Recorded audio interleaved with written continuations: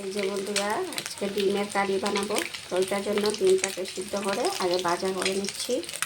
এখানে পেঁয়াজটাকে কেটে নিয়েছি, 2টা পেঁয়াজ, এখানে কাঁচা লঙ্কা, এখানে আদা, রসুন, পেঁয়াজ একসাথে পুড়িয়ে নিলাম, আর এখানে 2টা টমেটো নিয়ে নিয়েছি। ডিমটা আমার ভাজা হয়ে গেছে। ওই তেলে পেঁয়াজ কাটাগুলো দিয়ে দিলাম।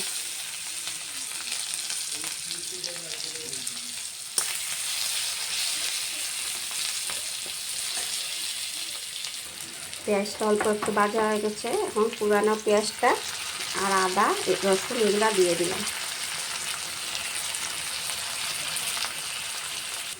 পেঁয়াজগুলো ভালো করে ভাজা হয়ে গেছে। এখন নুনটা আর হলুদের গুঁড়াটা দিয়ে দিচ্ছি।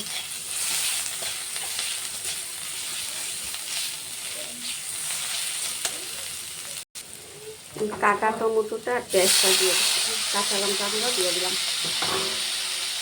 সব কিছু অল্প সময় ভাজা করে নিচ্ছি। এখন অল্প একটু জলটা দিয়ে দেবো।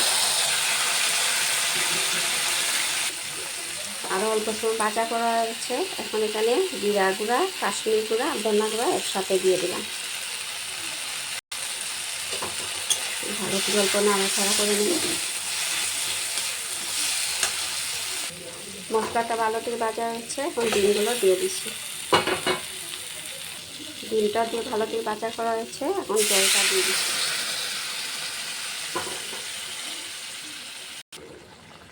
এই যে সব কিছু দেওয়া হয়ে গেছে। এখন আগুনটা কমিয়ে 10 মিনিটের জন্য রেখে দেব।